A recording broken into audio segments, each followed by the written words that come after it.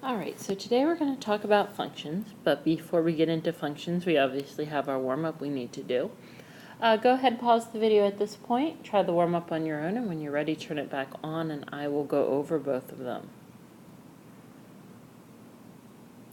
So basically all we're doing here is we're plugging x and y into the equation. Please remember that it is perfectly fine to label your ordered pairs x and y if you need to. So in the first one, we're going to do 2 times 3 plus 3 times negative 2, and it's going to equal 2. Sorry, my 2 kind of ran off the screen.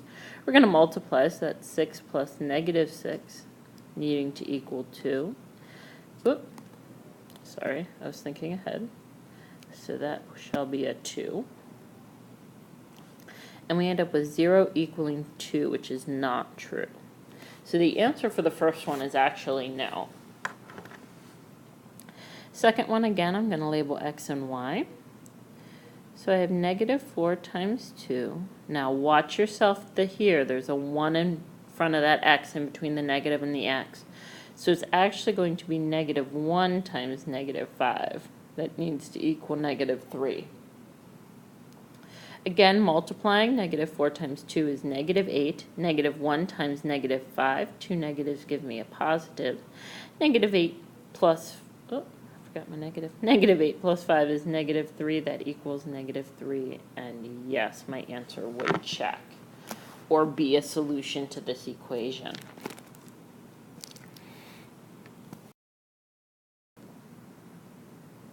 So again, we're going to be looking at functions today, and the biggest thing I want to stress to you are functions are the same thing as slope-intercept form. So functions and slope-intercept form are pretty much the same thing. Slope-intercept form is used more in a mathematical world, where where functions are used more in a real-world situation.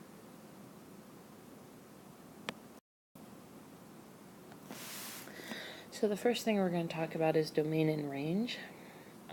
All domain is a listing of all of your x values, and range is just a listing of all the y values. So we're taking a set of ordered pairs, and the set of ordered pairs is called a relation, and we're just kind of splitting out the x and the y. And again, x is known as your domain, and range is known as your y.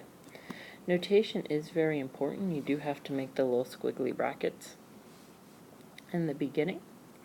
You're not going to be graded on your little squiggly brackets. You just have to make sure they are there. And then you end with one at the other side. Range, same thing. It's just a listing of your y values. So 6, negative 8, 6, and negative 4. Go ahead, try problem B or the second one, and then we'll go over it.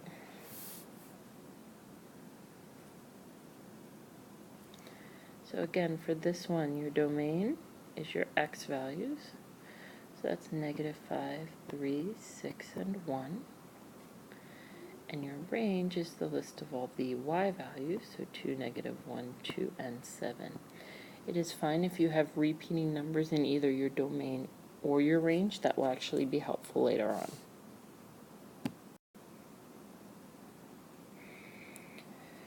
So we have relation and function.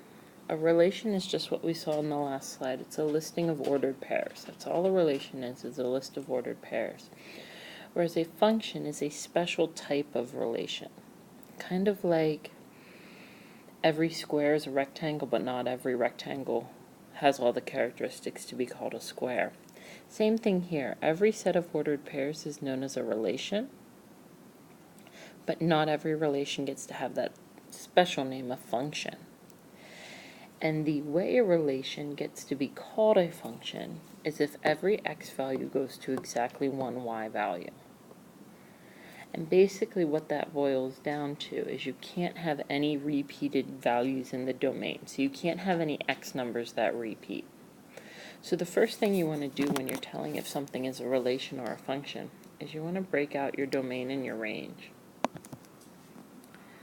So my domain is 1, 2, 3, 4, and 5. And my range in this case is 23, 36, 47, 61, and 73. I'm only interested in my domain. And if I look at my domain, you'll see that none of those x values, oh, right there. Yeah, none of my x values are repeating. They're all standalone and they're all different. So because of that, this set of ordered pairs would be labeled as a function. Now the second one down here, I don't have a whole lot of room to write. But the domain is 2, 4, 5, 5, and 7. And your range is 32, 59, 65, 69, and 96. You'll notice in this example, there are two x values that repeat. I have those double 5s. And because those x values repeat, this would be known as a relation.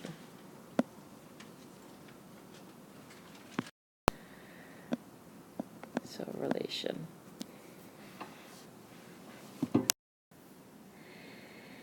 These are just different ways that that set of ordered pairs can be shown. Okay, it doesn't always have to be written as ordered pairs with the parentheses. Sometimes it can be shown in what is known as a mapping diagram, and this is a mapping diagram over here. On the left-hand side, it's more visual. And then you can also have your traditional XY chart, either horizontal and vertical. So again, we're just going to go through and we're going to tell if these are a relation or a function. If you need to break out the domain and range, you're certainly more than welcome to. But looking at the mapping diagram, I can see that 2 goes to 0, 4 goes to 3, 6 goes to 3, and 8 goes to 5. Each x value goes to 1 and only one y value. It's okay that 4 and 6 share a y value. What's important is that they each go to one number and one number only. So in this case, this first one would be considered a function. Looking over here at our XY chart on the right-hand side, input, remember, is your x values, output is your y values or your range. So looking at my domain or my x values, I do have a repeat in the 2.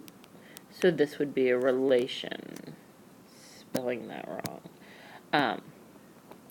If I ever ask you to tell me why it's a relation or a function, you would simply say it's a function because there are no repeats in the domain, or it's a relation because the 2 repeats in the domain, or whatever number is actually repeating.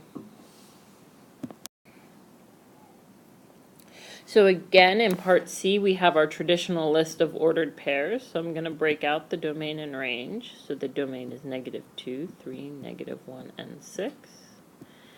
And our range in this case is 4, 1, 7, and 4. This is a function because nothing in the domain repeats. It's okay that the 4s in the range repeat. It's that domain that we're interested in. Now, there's 2 ways you can do part D. I'm going to show you one way now, and we're actually going to talk about the other way in another slide. So one method is actually to pull the ordered pairs off the grid. So I'm starting on the left over here with this dot, and this is the ordered pair -5, 5. We also have -3, 2. We have 0, -4. We have 2, 0. And we have 2, 4. Now, by pulling the ordered pairs off the graph, you do have to make sure that you're accurately pulling them off, pulling the x value first and then the y value. So I'm going to write on the graph a little bit because I'm running out of room. But my domain is -5, -3, 0, 2, and 2. And you might know what the answer is at this point, but I'd still like you to write out the range, which in this case is 5, 2, -4, 0, and 4. It is a relation because those 2's are repeating in the domain.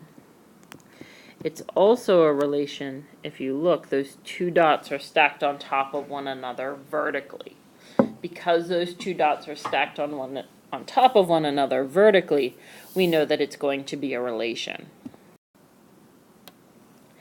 And that's what we're going to talk about on this slide, is looking at a graph, how can you determine if something is a function or a relation? And it's by something known as the vertical line test. And basically all you do is you actually take a vertical line, whether it's the edge of a ruler, edge of a paper, or even your eye, just kind of seeing a vertical line. And you always start on the left-hand side, just like you read a book. And you would move your eyes or the paper, and you just move your eyes or that paper or that ruler across the graph. And at any point, if two locations on the graph, whether they're ordered pairs or the line itself, if two of points on the graph or the line at two different spots ever crosses that vertical line at the same time, then it's a relation. And when I flip to the next slide and you actually see one, I think you'll understand a little bit better. So here we have two graphs, and we're going to start with the first one. So I have my laser pointer, so I'm going to try my best to make a vertical line as best I can with the laser pointer. But again, remember you're starting on the left-hand side, and basically, right there, the graph is touching my laser pointer at one point. No matter where I go on this graph, it will always touch my laser pointer at one point. My laser pointer and the graph will cross at one spot. So because of that, this is known as a function. Now if we look at the second graph, again I'm starting on the left, so there's no graph here. But now you can see, as I bring my vertical line down, it's hitting the blue line at the top, and now it's also hitting the blue line at the bottom. Same vertical line, but my vertical line is crossing this graph twice. And because of that, this is a relation. We need to use the vertical line test on graphs like these because, as you can tell, there are no points given. So you don't want to be sitting there picking ordered pairs off the graph. So the next thing we need to talk about is how do we work with something that's written in what is known as function notation. So basically it's a slope-intercept problem, it's just written differently. So in slope-intercept form, it would look something like this. So 3x plus negative 15 plus negative 15. The only difference between slope-intercept form and function notation is they change the y to this f of x. Okay? And it's pronounced f of x. Of means multiplication, so f multiply x is basically what that parenthesis is showing. So it is pronounced f of x, with the of meaning multiplication, but what I want to stress to you is it's literally just a name at this point. Okay, we're not going to actually multiply the f and the x at any point. This is literally just a name like John or Sally, okay, or y. So if that f of x confuses you, please just change it to a y and make it y equals 3x plus negative 15. So this says x is negative 3, so I'm going to take my equation. Everywhere I see negative 3, everywhere I see x, I'm going to plug in negative 3. We're going to find out what y is. In this case, y is negative 9 plus negative 15. So y is negative 24. Or if you left the f of x, it would just be f of x equals negative 24. So the math isn't changing here. Nothing's changing. You know how to do all of the math. The only thing that's changing is the way it's written. And just like when we use the variable x, the most common variables since we use x are x, y, and z. Because function stands for f, f, g, and h are typically your common function names. Okay, but again, that's all they are. They're just names. So this is h of x equals negative 7x when x is 7. So this time I'm going to leave it h of x. So h of x equals negative 7 times 7, Well, that gives me negative 49 for h of x. Now we're going to go the opposite way. If I give you f of x, or I give you y, can you find x? And even though there is a letter x in this problem, the name f of x has absolutely nothing to do with the x in the problem. They are two separate things. Okay? Just like if you have, I don't know, a John and a Jacob. They both have an O in their name, but they're two totally separate things. Okay? These are two totally separate things. F of x is entirely separate than x by itself. So in this particular problem, everywhere I see f of x, I'm going to plug in 6. So 6 equals 2x plus negative 10. I need to get the x by itself, so I'm going to add 10 on each side. So 16 equals 2x. Divide each side by 2. And you end up with x equaling 8. So same process. This time you're just plugging in for the answer. So second one, 16 equals negative 2x plus 4. I'm going to add negative 4 to each side. And I get 12 equaling negative 2x. Divide each side by negative 2. And we get x equaling negative 6. Looking at graphing one, please remember again that function notation is just slope-intercept form. So this is y equals 4x plus 5. And because y equals 4x plus 5, I can pull out my slope, which is 4 over 1, and I can pull out my y-intercept, which is 0, 5. So to graph it, I'm going to put a dot at 0, 5, 3, 4, 5. Now, graphing on the iPad with a stylus is not very nice, so bear with me. My slope says up 4 and over 1, so 1, 2, 3, 4, and over 1. I can also go the opposite. You'll notice I'm running out of graph space. So I can go back to my starting point and I can go 1, 2, 3, 4 down and left 1, and that will still end up on the same line. So my line would look something like that. I'd like you to try these 6 practice problems and just kind of see how they go. So pause the video, and then when you come back on, we shall go over the answers. So for the first one, I'm plugging negative 2 in everywhere I see x. And that's going to give me negative 23. For number 2, I get negative 26. Number 3, it does give me a fraction, negative 15 over 4. Please remember, we do want to reduce our fractions, but we want to leave them in fraction form. For number 4, I end up with negative 1 equaling x. For number 5, I end up with 1/3 equaling x. And for the very last one, I ended up with 7/2. And again, for the last 3, I'm plugging in for the answer and trying to find the missing piece in the equation.